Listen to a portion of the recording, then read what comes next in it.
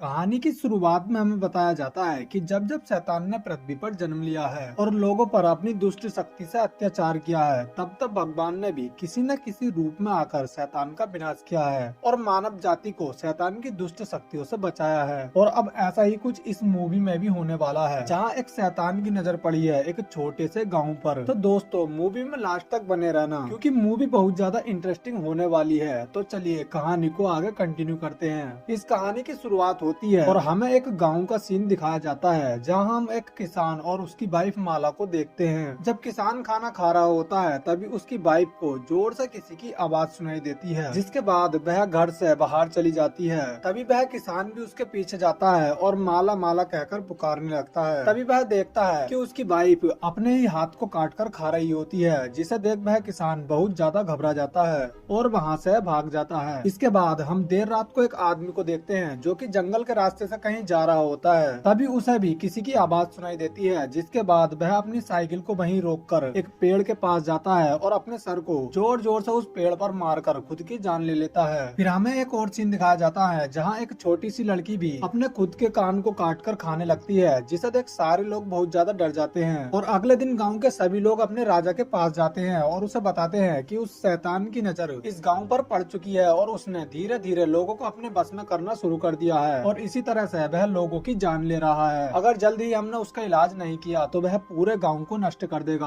अब गांव वालों की बात ध्यान से सुनने के बाद राजा अपनी बूढ़ी माँ के पास जाता है। इसके बाद उसकी माँ उसे उस शैतान के श्राप को खत्म करने के लिए इलाज बताती है। जिसके बाद राजा अपना सारा सामान पैक करके अपनी बीवी बच्चे और गाँव को छोड़कर जंगल में चला जाता है, ताकि वह जल्द से जल्द शैतान को नष्ट करने का उपाय ढूंढ सके। इसके बाद हमें कुछ साल बाद का सीन दिखाया जाता है, जहाँ हम देखते हैं कि कुछ लोग एक डेड बॉडी का अंतिम संस्कार करने के लिए उसे अपने साथ ला रहे होते हैं और गांव की सुरक्षित सीमा को पार करके उस डेड बॉडी को जमीन पर रख देते हैं, क्योंकि वह जानते हैं कि जो लोग भी गांव की सुरक्षित सीमा को पार करते हैं, शैतान उसे मारकर खा जाता है। और अगर गांव में किसी की भी मौत हो जाती है तो ये लोग उस डेड बॉडी को जलाते नहीं हैं, बल्कि उसे शैतान के हवाले कर देते हैं। अब यह उस डेड बॉडी को भी शैतान के हवाले करके वहाँ से चले जाते हैं, जिसके बाद वहाँ शैतान आता है और उस डेड बॉडी को वहाँ से ले जाता है। लेकिन यहाँ हमें शैतान का चेहरा नहीं दिखाया जाता। खैर, इसके बाद हम लिंगा नाम के एक लड़के को देखते हैं, जिसे कि बद्दू नाम की एक लड़की से प्यार हो जाता है और धीरे धीरे बद्दू भी उससे प्यार करने लगती है। जिसके बाद लिंगा बद्दू के घर वालों से अपनी शादी की बात करने के लिए जाता है। वहाँ लिंगा कहता है कि बद्दू और मैं एक दूसरे से बहुत ज्यादा प्यार करते हैं और इसीलिए हम एक दूसरे से शादी करना चाहते हैं। तब यहाँ बद्दू का पिता उससे कहता है कि वह ऐसे लड़के से अपनी बेटी की शादी नहीं कर सकता जिसके पास खेती बाड़ी करने के लिए कोई जमीन ना हो। तब यहाँ लिंगा उससे कहता है कि खेती बाड़ी के लिए उसके पास 2 एकड़ जमीन भी है, लेकिन वह सालों से उसके पिता ने गांव के सरपंच के पास गिरवी रख दी है और उसके कागजात भी सरपंच के पास हैं। तब यहाँ बद्दू का पिता लिंगा से कहता है कि वह अपनी बेटी की शादी लिंगा के साथ करने के लिए तैयार है, लेकिन इसके लिए उसे सरपंच से अपनी जमीन को वापस लेना होगा, जिसके बाद ही वह अपनी बेटी की शादी उससे कर सकता है। दरअसल बद्दू का पिता उस सरपंच को बहुत अच्छी तरह से जानता है कि जो भी उसके पास अपनी जमीन के कागज लेने के लिए जाता है वह उसे जान से मार देता है। इसीलिए यहाँ बद्दू का पिता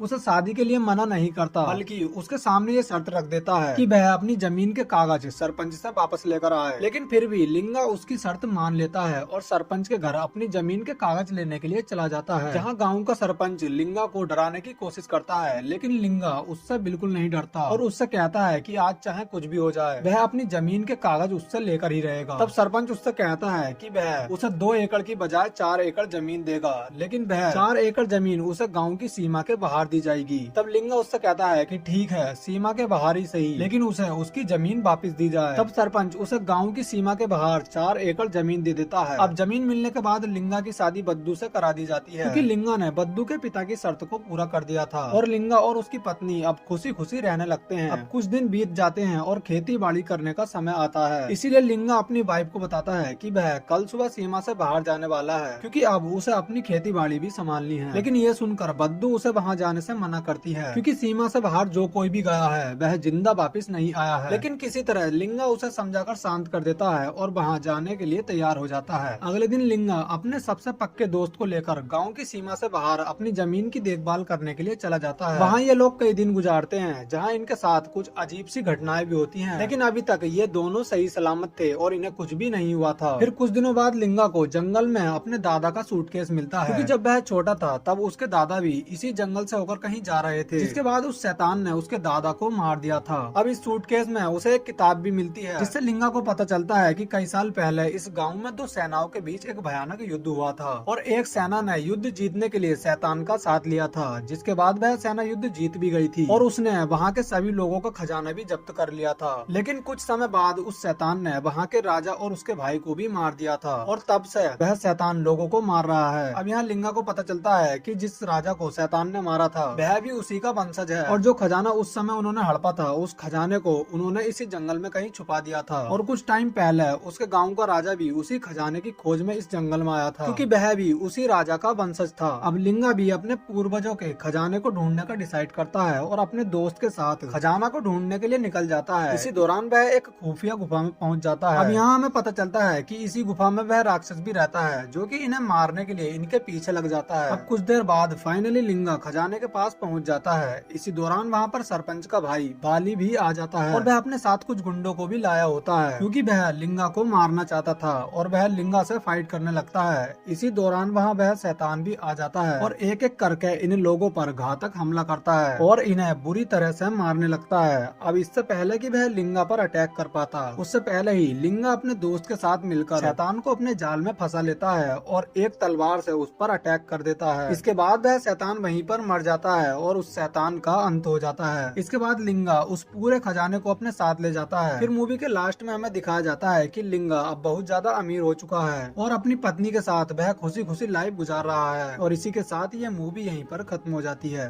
दोस्तों, अगर आपको ये वीडियो थोड़ी सी भी पसंद आई हो तो इस वीडियो को एक लाइक जरूर कर देना और साथ ही इस चैनल को सब्सक्राइब करके नोटिफिकेशन बेल को भी ऑन कर लेना। Thanks for watching guys.